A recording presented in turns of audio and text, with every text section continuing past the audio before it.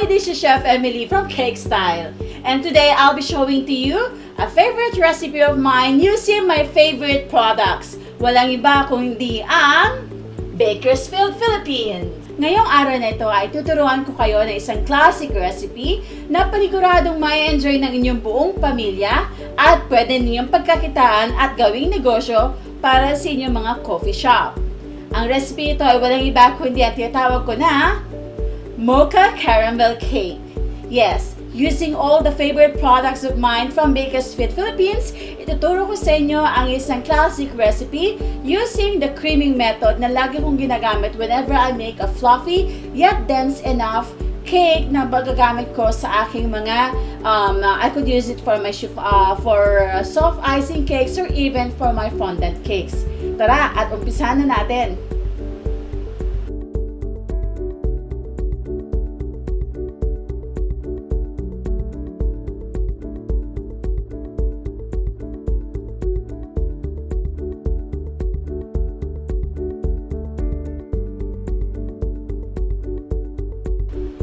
For our ingredients of our mocha cake, we have 3 cups of sifted all-purpose flour, 1 tablespoon of Bakersfield premium cocoa powder, 1 tablespoon of baking powder, 2 tablespoons of Bakersfield Flavorade mocha flavor, 1 1/4 cup of buttermilk. Buttermilk is made out of 1 cup of milk plus 1 tablespoon of vinegar, 2 cups of sugar, half a cup of unsalted butter softened, half a tablespoon of Bakersfield Cakemaster sponge cake stabilizer, and 3 pieces of medium-sized egg, plus 1 teaspoon of Bakersfield Flavorade French vanilla extract.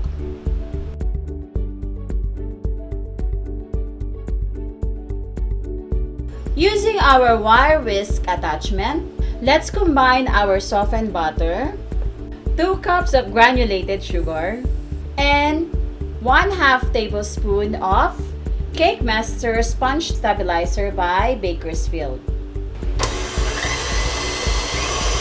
Let's mix our mixture until it becomes fluffy and the sugar is melted. Try to scrape the side of your bowl, making sure that the butter will combine with our sugar.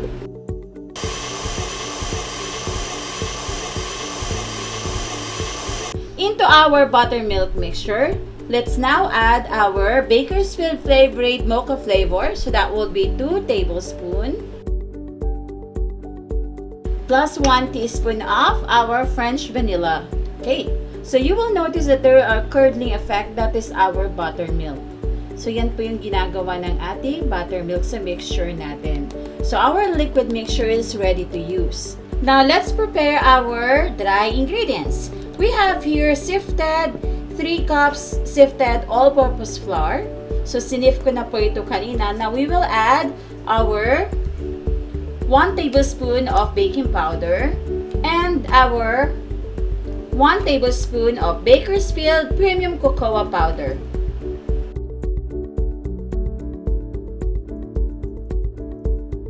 Once our sugar and butter is properly combined, we will now add our eggs, 1 egg at a time. Again, try to scrape the side of the bowl, making sure that everything is well combined.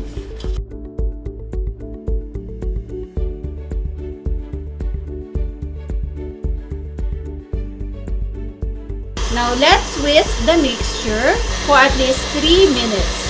Until it becomes airy and fluffy. At the lowest speed, i-add na po natin ang ating dry ingredients, pero alternate po siya sa ating liquid ingredients. So, it's like you divide it into 3 sa paglalagay. Low speed lang po para hindi kumalat ang ating mixture. Make sure that you are at the lowest speed of your mixer. Bango, amoy na amoy ko yung mocha flavor ng Bakersfield Flavorade. And then, try to scrape the bowl para po walang magiging lumps ng flour sa side niya. This recipe is very ideal to all coffee lover out there at mahilig sa mga caramel. Talaga may enjoy niyo ito sa inyong mga favorite coffees And for sure, napapatok ito sa inyong mga suking tindahan.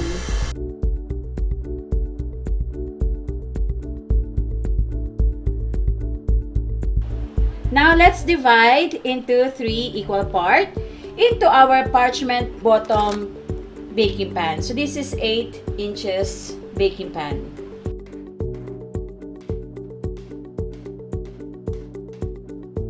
Let's bake this for 150 degrees for 30 minutes or until we do the toothpick testing method. Pag in-insert mo na yung toothpick and it will come out clean, then ready na po siya. Tara, bake na natin!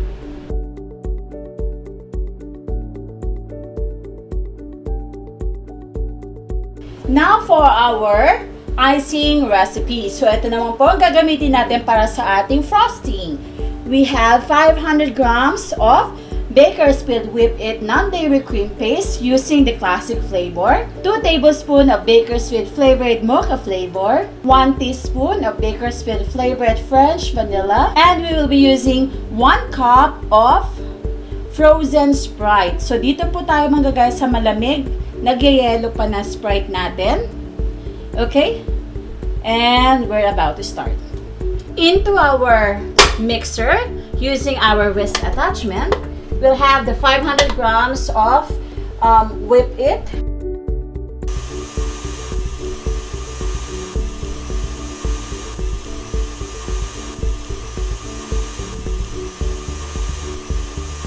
The sugar content of our Sprite will make our cream or our icing taste sweeter. So, hindi na po natin siya kailangan dagdagan pa ng sugar. And the coldness or the ice will make it more fluffy ang atin namang icing. Time to add our 2 tablespoons of Flavorade Mocha flavor. And our 1 teaspoon of Flavorade French vanilla. Whip at medium-high speed until it doubles in size.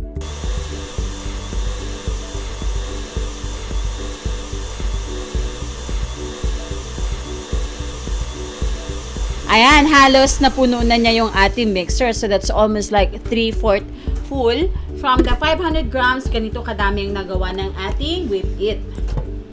And look how stiff. Tanan! Ganda! And it smells so good. Bango-bango. Okay, we're about to frost our cake. And now, for the fillings of our Mocha Caramel Cake, we have the Bakersfield Fudge-It Caramel, Bakersfield Fudge-It Chocolate, and of course, to add some crunch, our Bakersfield Chocolate Chips. So let's get ready. Now, here is our baked Mocha Cake. Ayan, ang ganda, di ba? So, it's so pretty and flat na flat talaga yung top niya. Now, before we use this, all you have to do is just to remove the crust. So, this is the crust. So, you don't have to cut. You just have to scrape the top. Since flat naman po ang ating cake, it's easy for you to just scrape it off. Just like that. So, wala kayong masyadong trim off or mga sinasabi nilang scrap cake. On the bottom layer, we will be putting our Fudge-It Caramel filling.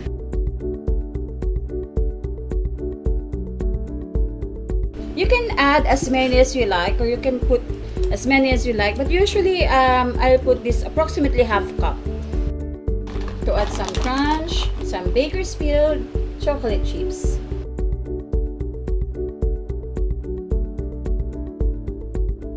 And for this one, we're going to add the Fudge-It chocolate naman.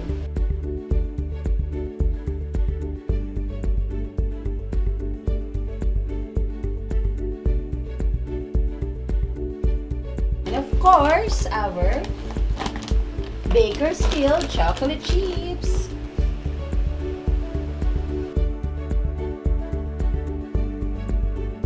Now it's time to frost our cake.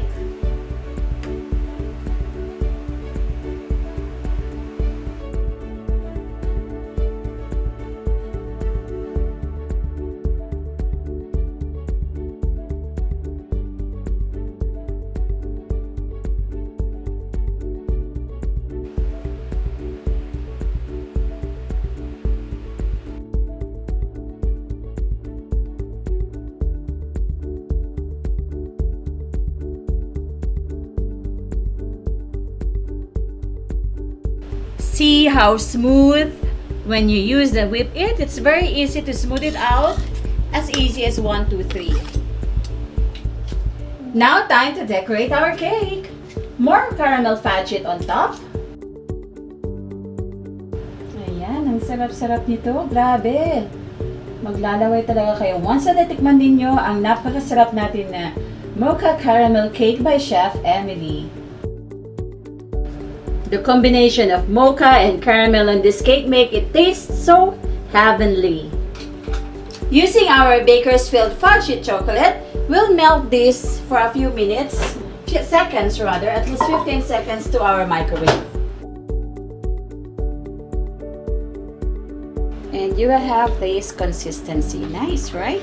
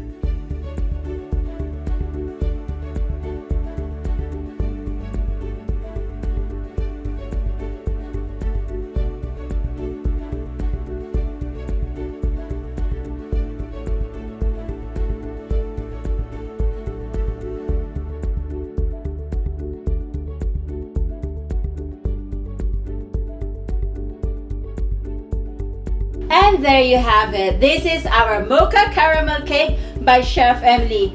I'm pretty sure that this is the best Mocha Caramel Cake that you can taste of your own because it is used by all the different ingredients from Bakersfield, Philippines, the #1 baking industry here in the Philippines. So meron po tayo dito mga iba't ibang flavors, chocolate chips, and other products that you can choose from. And again, this is Chef Emily from Cake Style by Chef Emily. Please watch my other tutorials at my YouTube channel, Cakes and Lifestyle by Chef Emily. Join us at Cake Artists and Bakers Network Philippines and be a Facebook page follower from my Chef Emily Facebook, and please do comment on all my videos, like and subscribe, and please share. Thank you for watching. Bye!